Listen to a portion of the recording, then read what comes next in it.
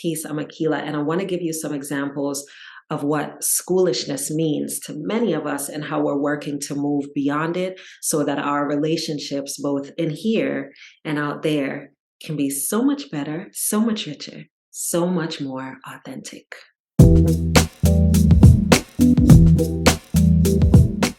You know how you can be friends with a person who gets you? You're your actual self with that person. You can be in whatever mood you're actually in and it be okay with that person. You can have on whatever you want to have on, wear whatever you want to wear around that person and know that it's not going to be a thing. You can test out whatever you want to test out with your hair or your makeup or whatever. Hopefully you have a friend like that. And then you know how you can also have another friend that calls for you to show up in a certain way, that you wouldn't wear certain things when you're around that friend. You wouldn't say certain things around that friend. You wouldn't be in a certain mood and purposely be around that friend because that friend wouldn't be okay with that. That doesn't fit into that person's world or the dynamics of the relationship you have with that person. But they're still a friend. This second friend, that's schoolishness.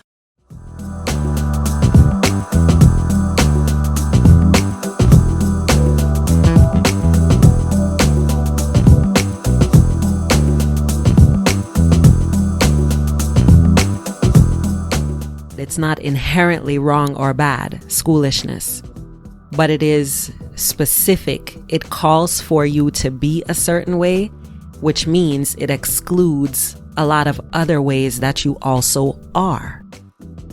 In schoolishness, there's an expectation about how each person needs to show up, and it's not specific or exclusive to school. But I think it is born in school and it is certainly learned and perpetuated in school. Schoolishness calls for standardization. So they're not inherently bad, but they exclude aspects, certain personality types, certain ways of showing up in a body. It tends to lean towards what is already normalized. So a synonym for schoolishness would be standardized. A synonym for schoolishness would be normal. So as you can see, these are not all things that are inherently bad, but they say this is how you need to show up. This is what is rewarded. This is what is acceptable. There's a right and a wrong. And if you don't fit into this, then there's not a place for you. Or if you don't do things like this, you're not going to move on to whatever the next step is. And there is a time and a place for that. If you're studying medicine, for example, whether it's bush medicine or conventional Western medicine, you absolutely need to follow a specific path. There is a right or a wrong answer. If you eat this mushroom, you're going to die. If you eat this one, you're going to thrive. There is a place and a time to apply a definitive right or wrong response. Yes. But then there are many other times, and we default to this because of schoolishness, where that definitive binary right or wrong approach is actually the problem. It boxes in, it oppresses, it creates fear, it stagnates, it can even kill.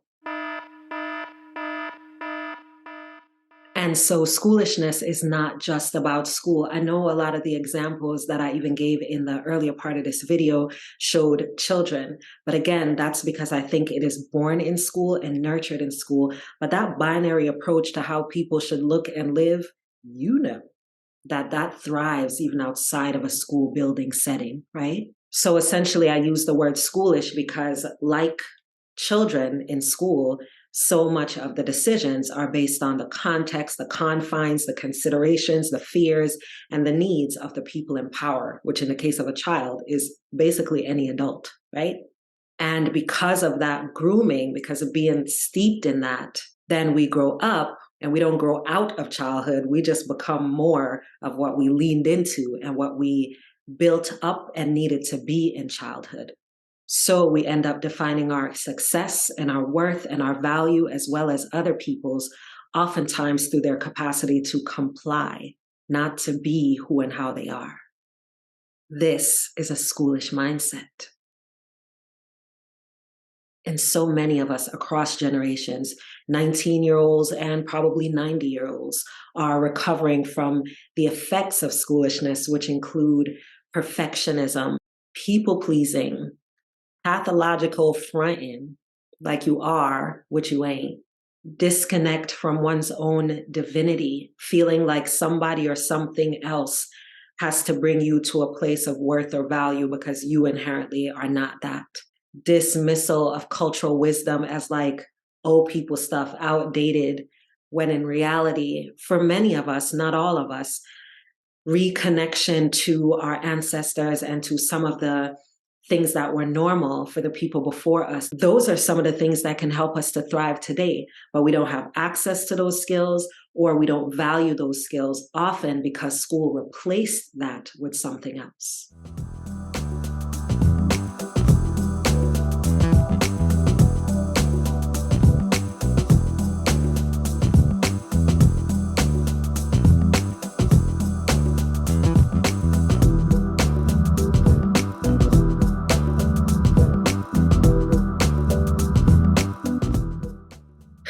So, if any of this resonates and you're interested in hearing more about how people are moving throughout their lives and designing their lives beyond the confines of how most of us have been steeped in the schoolish life, there are almost 300 episodes on this podcast, Fear of the Free Child, that speaks to those stories.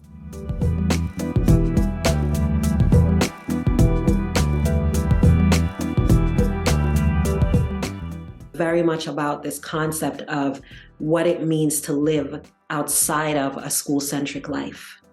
So share this video for folks who might be interested in that. Go listen to some of those stories, but do all of that after you hit the like button on this video. Thanks for watching. Peace.